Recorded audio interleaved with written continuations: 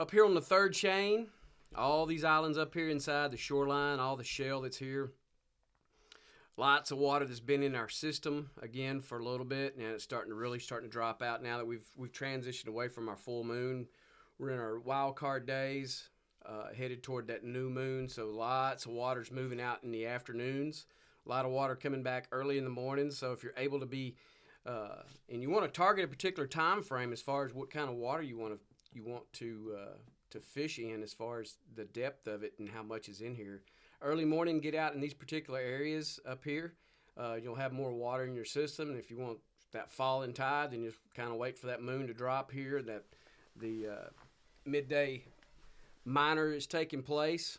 You'll have a lot of water stop pulling out of here, so all these little reefs get exposed, and you get some opportunities that happen in here. We've been fishing these particular areas up here against the shoreline, inside the shell, on the drop edge, outside of the third chain, all these areas out here. Caught a various different species of fish, redfish, trout primarily, all different flavor sizes in the trout. You know, the small ones from 12 to 17 inch up and down the shoreline here, up and down the third chain on the inside or the outside. Winds have been great. Our weather's been great here. Looks like it's going to be for the foreseeable future here for the next few days anyway, so take advantage if you're able to be out on the water. Again, tides are really important if you're not familiar with this particular area up here, or if you fished it a lot. So you know where all the reefs are and the cuts and the guts and all that kind of stuff's there. So take advantage of this while you can.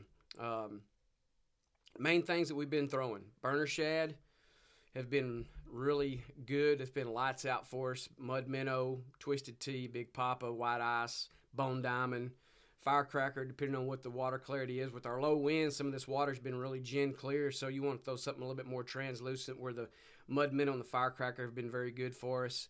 As far as Little Johns go, the golden red glitter has been good. Kitchen sink's been good. Those flavors specifically have worked really well for us in the knock and tail. The usual suspects in Rogue, heavy metal, greenback have all been very consistent and very good for us as well. Mirrodines and soft dine XLs have done pretty good. Working those off the little edge, the drop edge here on the outside of the third chain has been pretty good, or along that edge of the shell and all that. So it just kind of depends. You got a bunch of different choices that you can throw in and around these areas there. You can get on the inside and wade this, especially when our water levels are a little bit lower, so it makes it a little bit easier to work. Get down here toward the end where the cut is, coming through Cedar Dugout. All that along the inside of that's been pretty good. These little chain islands that are on the outside of that, like especially if you headed over toward Belding and Belding Reef, have been pretty good as well. Like I say, these low winds for us have been very nice. We've had some nice clean water that you can fish. Locating and finding fish, you know, our main things that we've been kind of focusing on has been the majors and minors. Plenty of bait working in the area still. Our water temps have rebounded quite nicely. They're in the mid 60s right now, and they're warming up even more so. So that's going to be a trend that's going to continue on this week. But it's something to be aware of, and just again to keep your eye on the weather and what's taking place in the next few days, latter part of the week. Toward the weekend, that may change a little bit, but if you're able to be out on the water the next few days, take advantage of this time frame. Good clean water, great weather, everything is kind of aligned perfectly right now, and there's some great opportunity to catch some good fish. Down here in Spalding Bight area, you got these back lakes that all dump out of here into the big flat that's out there on this.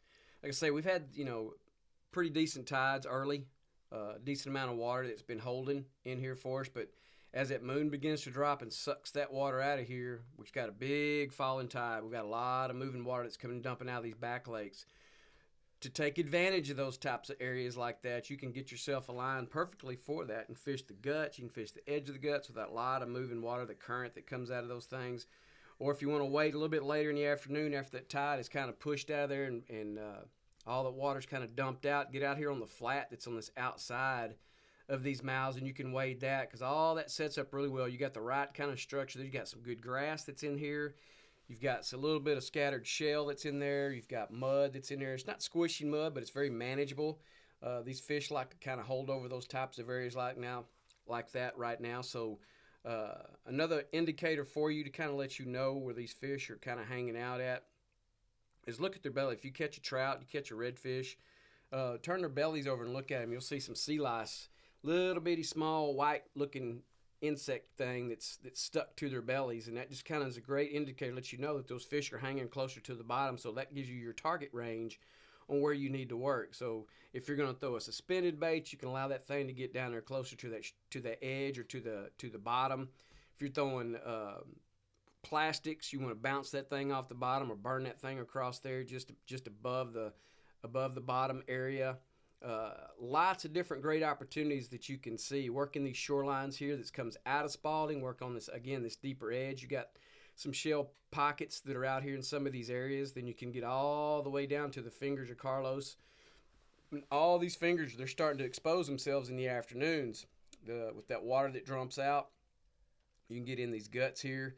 And with the water temps that are holding in these 60s right here, it makes a great area for these fish to want to hang out and be around. You can get on the back side of the little shoreline that works this all the way up here into Carlos, on the Carlos side of it anyway. You can work the inside shoreline in Carlos and work all this. These are all areas that's been pretty good. No really great fish. It's just been very good, consistent. You know, that 14 to 17 inch trout. There's been some lower slot redfish that we've pulled out of there. Again, you know, flounder season's still closed, but we've even pulled out a couple of flounder from time to time out of these particular areas as well. Scattered once in a while black drum by accident. Whoops, we caught one. But that's primarily what's been going on in these particular areas. Again, the structure and everything is exactly what you want to do and what you want to have in these particular areas like that. That your mud, your grass, pockets of shell, clump shell. All good, depending on what kind of wind you got. You know, if you got it from the northeast, you can get on the inside of Spalding and fish that and be protected. If you got it where it shifts back around to your east, southeast, to south, to southwest, get on the inside of Carlos on this side of it and fish that. So it kind of sets you up. But again, our wind and our weather conditions here over the last few days have been really good. Weather-wise, comfortable. Not comfortable enough to wet wade. We'll be in waders until probably late April, May before we have to get out of those. But, you know, you don't have to layer up too much because the water temps, like I say, are very good. They're in the mid-60s right now, and they're warming up even more so. So that's just something to take advantage of. Great weather that we have right now here on the first half of December.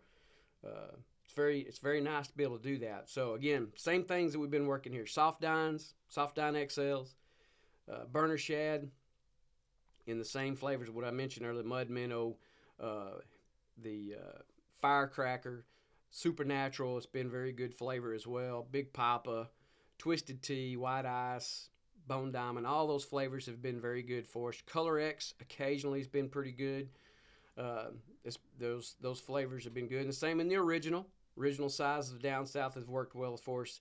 We've even sprinkled in a 5-inch every so often with that would be the supermodel, which I primarily throw with that. It's going to be the magic grass in the supermodel. I like that flavor quite a bit. So haven't had a lot of opportunity to throw it, but we've been pretty much focusing on the burners and the original, and then of course the soft dines, and then of course your knock and tails have been good as far as the same color, the Rogue, heavy metal and greenback. Those are the three standards right there, and they match any of these watercolors that you want.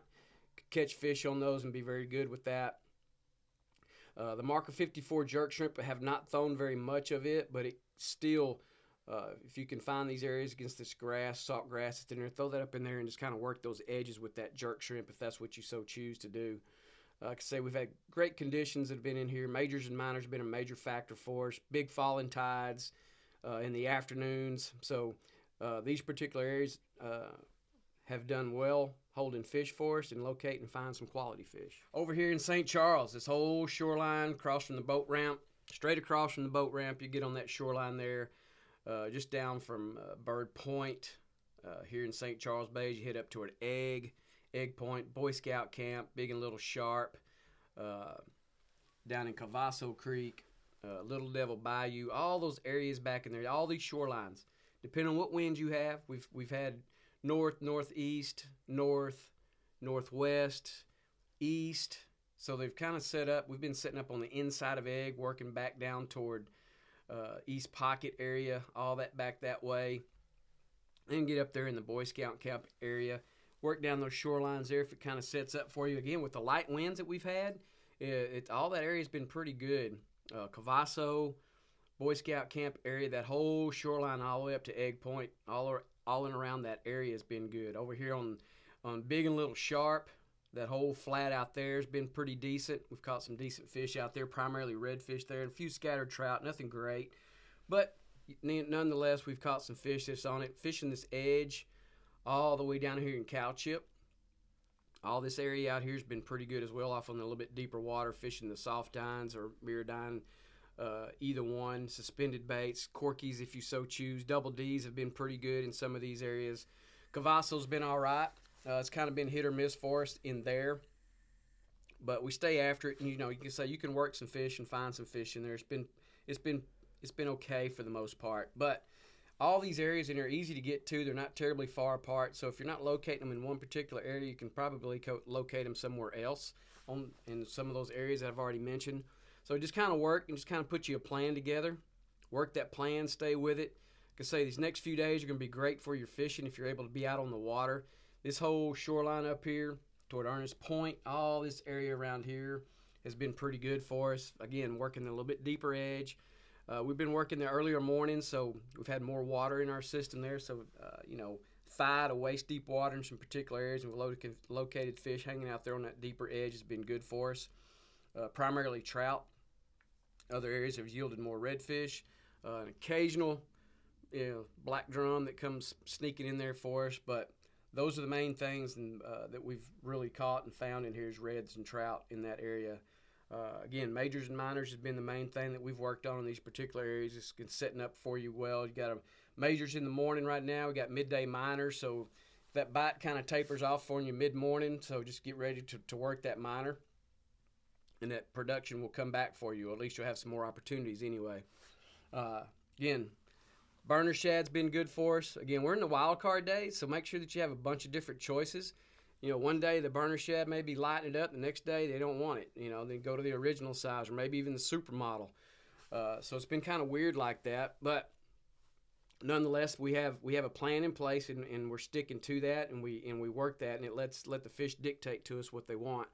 So again, make sure you have choices that you can put and throw out there in front of them that they can eat whatever you have presented to them. Again, the same flavors we've been talking about: white ice, bone diamond, twisted tea, big papa, mud minnow, firecracker, all those supernatural in the burner and the original size for down south. And the knocking tail has been the same three again: heavy metal, greenback, rogue, watermelon red, ever so often mirror lure. In the Little Johns have been good, and the provoker. In multiple different flavors with those. Primarily, we've been throwing, of course, the red and gold glitter has been very good for us. And then if you're a corky fan, throw the corkies, man. The corkies have been pretty good from what I understand. I'm not a big corky fan myself, with the exception of the Devil and the original. But the Fat Boy floaters and sinkers have done pretty well for folks, from what I understand. I haven't thrown the Devil as much as what I've thrown the original, and of course throwing plastics primarily through a lot of this, and it's been very productive for us. So also Double D, if you get into an area where you got probably that thigh deep, upper thigh deep, crotch deep water area that you want to work in, that Double D is very very productive in that type of water, providing that you have the things in place, structure, bait in play. Go to town with it, work it. Just depends on what your water clarity is, depending on what you want to throw in that particular area and time. So again, pay attention to what your weather patterns are and what's going on. There's fish to be had up in these areas. Take advantage of the next few days that's coming. It's going to be spectacular weather, and have lots of fun while you're out on the water.